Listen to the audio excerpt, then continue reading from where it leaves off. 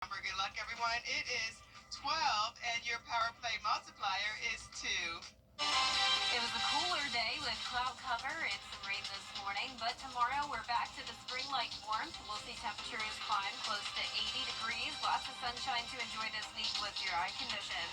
I'll have all the details coming up. Safe Streets for All, how data from a construction engineering company is helping Aiken city leaders improve safety. Also ahead, President Trump's recent executive order to eliminate the Department of Education, how it could impact South Carolina.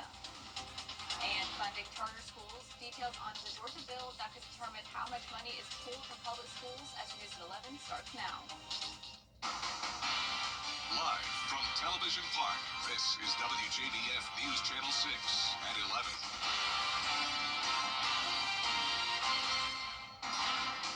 Good evening, I'm Isabella Moody. Thank you for joining us. Cover June Countdown begins as today there was a work session about the Safe Streets for All action plan with Mead and Hunt to show Aiken City Council to discuss their findings and recommendations from the research they have found. This is something that is not just done on a whim.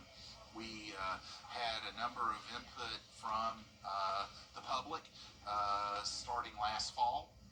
Had over 350 unique comments. We were at Aiken's Macon. We went to neighborhood meetings and looked at, took a lot of data. The council could ask questions about the findings.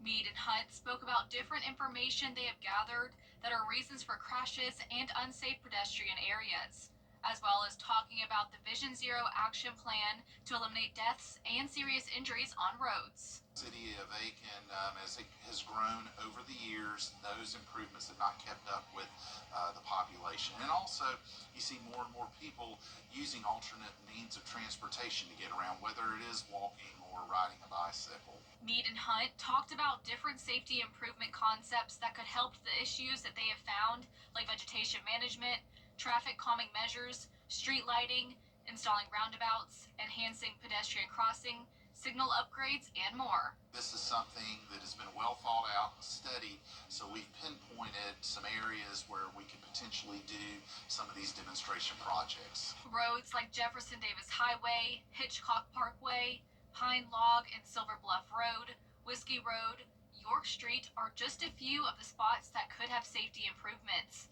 At the city council meeting, they're voting to pass the resolution, either to continue to another time, choose not to pass, or will pass it. We can then begin to hone in on some of these areas that were discussed during the work session and come up with one or two demonstration projects to begin working.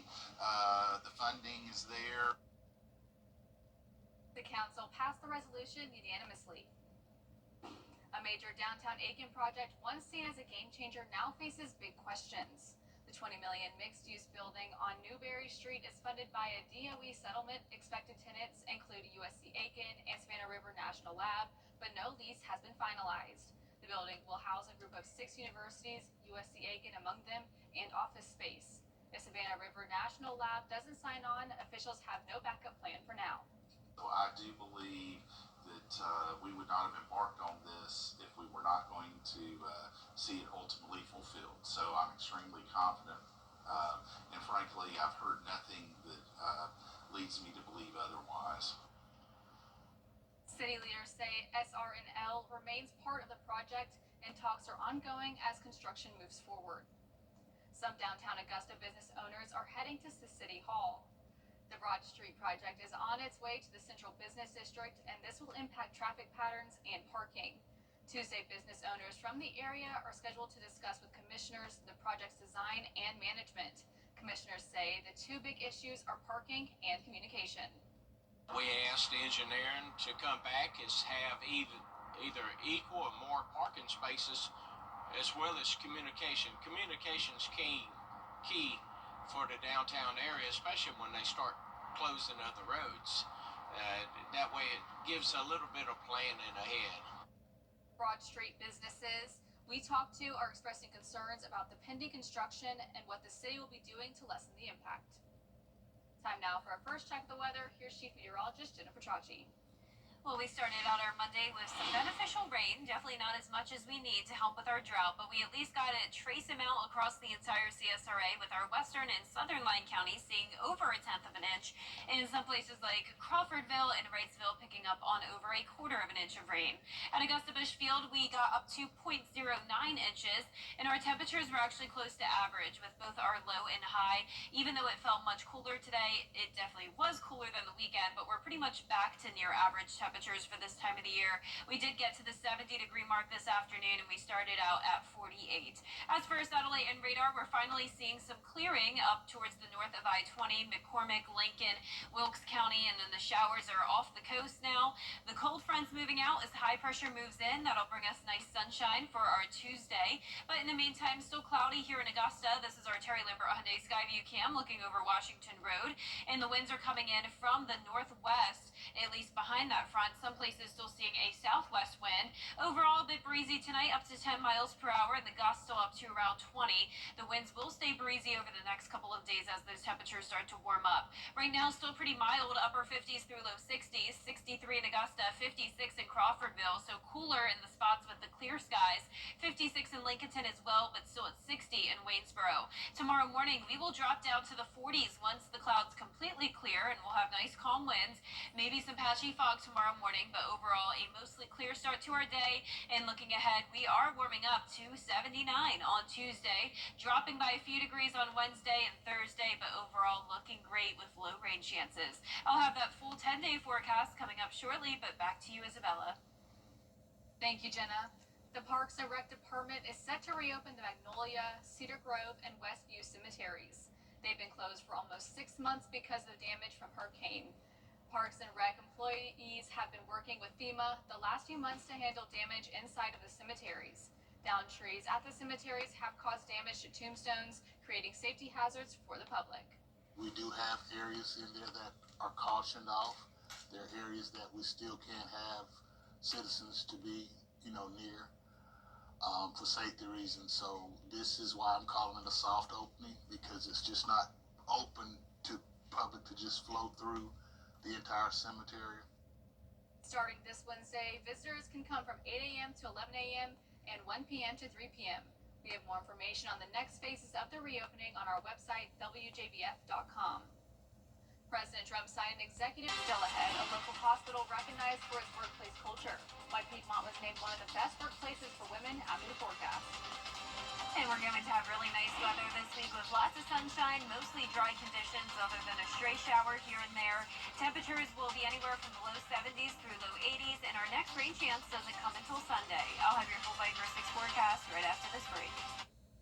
All right, so let's begin. HeavensKia.com.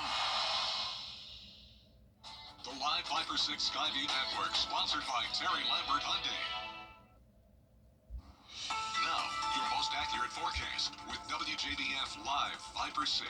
Welcome back. Last Friday, I went over to Grovetown to visit Brookwood Elementary School, and I spoke with this fantastic group of 4th grade students. They already knew a lot about the weather. They definitely knew all about weather instrumentation, but I was excited to teach them more. And we already had a few kids interested in becoming meteorologists one day, but I think by the end of the presentation, we had a whole lot more interested, and they did a great job presenting the weather forecast at the end. It had some really great questions about Hurricane Helene, and I also want to give a special shout out to the teachers here. All of the staff was so amazing, and I definitely enjoyed my time there and hope to come back again next year. Right now on our Terry Lambert Hyundai Skyview cam into Burke County, it's a nice quiet night. We're just not seeing any more rain. Still mostly cloudy, 63 degrees, so a mild night. Winds coming out of the west, 7 miles per hour.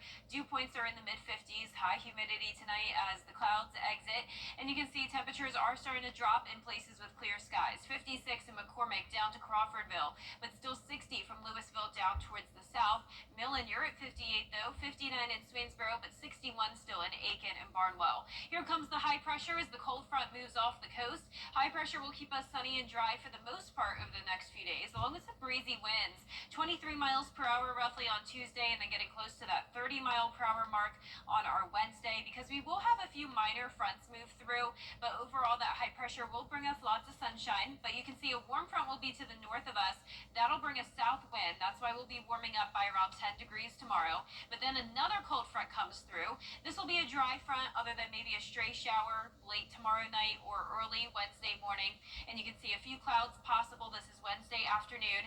Then once that front clears, winds will be coming out of the northwest again with more high pressure moving in, and that'll drop our temperatures again on our Wednesday. But for tomorrow, a nice warm day. It's the upper 70s, 78 by 5 p.m., mostly sunny and dry. You can see the temperatures are going to go down though, 76 on Wednesday, 72 on Thursday, but then they shoot right back up to 80 on Friday, and those low 80s will carry us into the weekend. And then it is expected for that first week of April that we will have above average temperatures all across the southeast, and for our area, even well above average temperatures. But for tonight, we're right around average in those middle 40s. A chilly start to our Tuesday, but nice and comfortable tomorrow afternoon, around 77 to 79 degrees. Here's a look at that 10-day forecast. You can see the temperatures are going to go back and forth from the low 70s to low 80s. Our low temperatures in the 40s for now, some 50s as we go into the weekend with our next chance of rain, a 30% chance of a few showers and storms on Sunday and Monday. Now back to you, Isabella. Thank you, Jenna. Piedmont is predominantly worked by women and is once again being recognized as one of the Newsweek's America's Greatest Workplaces for Women. Piedmont is the largest health company in Georgia with over 20,000 people employed. Hospital officials say they strive to keep a strong culture and mindset to help any and everyone that comes through those doors. And the CEO wants men and women to know that there are opportunities for everyone. The sky's the limit. There are so many amazing opportunities within Piedmont for all. And I think I'm a great example of how much professional growth you can achieve in a decade. To see the open positions at Piedmont Augusta, just find the link on this story on WJBF.com. Still ahead, top national security officials, including the Defense Secretary, tested war plans for upcoming military strikes in Yemen. We'll have the details after the break. But first, the winning numbers for tonight's South Carolina lottery are pick 3126 and pick 4 winning numbers 8461, Fireball 3. We'll be right back.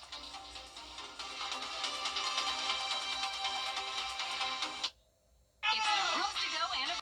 The WJBF Live Viper 6 Skyview Network is sponsored by Terry Lambert Hyundai.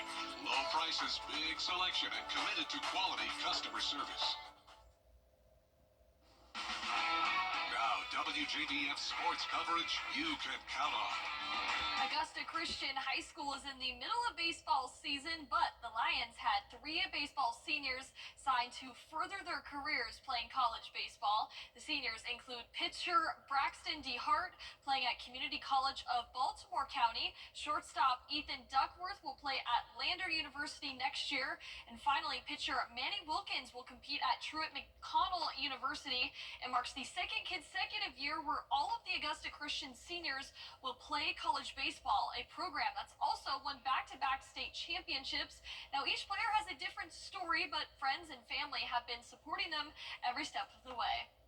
5, 6 years old, maybe a little older than that, little league, just doing the basics. And then as you get up through middle school, it's just, I barely remember some of it, but I remember freshman year. Freshman year was rough, and it's constant 24/7. You're doing something. Spent 6 weeks in Lakeland, Florida, at the Florida Baseball Armory down in Lakeland, and I improved my fastball by about 5 miles an hour, and it was a good time in my development. I had a really rough summer, and then all of a sudden I go to this camp. I talked to some of the coaches, and they come to one of my games, and they give me a scholarship offer. I was really happy because I entered a really good school. Congrats to all 3 on playing baseball at the next level. For the 11th consecutive year, the South Carolina Gamecocks are Sweet 16 bound after beating Indiana on Sunday in the round of 32. And head coach Dawn Staley is one of 4 finalists for the Naismith College Coach of the Year. She is now a finalist for the 8th time in her career. She's also the only 4-time winner in the awards history for both men's and women's basketball. She's going for her 5th Coach of the Year award this year. Staley is up against the head coaches of TCU, UCLA, and USC. The Gamecocks put together their 4th consecutive 30-win season, and they lead the nation with 16 quad 1 wins. Didn't think we were just going to walk over to opponents in the first and second round, but getting to a Sweet 16 is hard. It's hard, and to do it in as many consecutive years that we've done it. It doesn't get old. It's not taken for granted, and we cherish the opportunity to move to the second weekend in the NCAA tournament. The Gamecocks will play at Maryland on Friday in Birmingham. The Annika Foundation, a nonprofit founded by World Golf Hall of Famer Annika Sorenstam, is hosting the More Than Golf Invitational, a 54-hole women's collegiate competition at Old Barnwell. Augusta U and Georgia Southern will compete alongside 10 other college golf programs. The event begins Friday and runs through Sunday. In football, Augusta native and current Memphis Showboats coach Ken Weisenhunt is taking a leave of absence for personal reasons 1 week before the UFL football season. The ARC grad was also an All-ACC at Georgia Tech. He played for the Atlanta Falcons and also led the Arizona Cardinals to a Super Bowl berth and also coached for the Tennessee Titans. That's it for sports. We'll be right back. Get 2 sausage and egg biscuits for $5. Order in the app or head to Bojangles today. It's Bo time. Channel 6.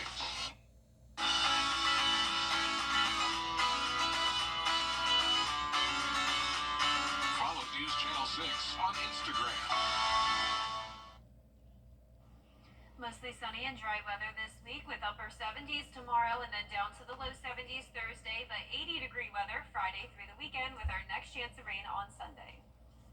The wolf dog is the most expensive dog. It's a cross between a wolf and a Caucasian shepherd. He's believed to be the first dog of his kind, and his new owner paid more than $5.5 million for him. He's only 8 months old, but he's already 2.5 feet tall. Caucasian shepherds are considered great guard dogs, and their warm fur makes them ideal for cold climates. Wow, $5.5 million. I was gonna say,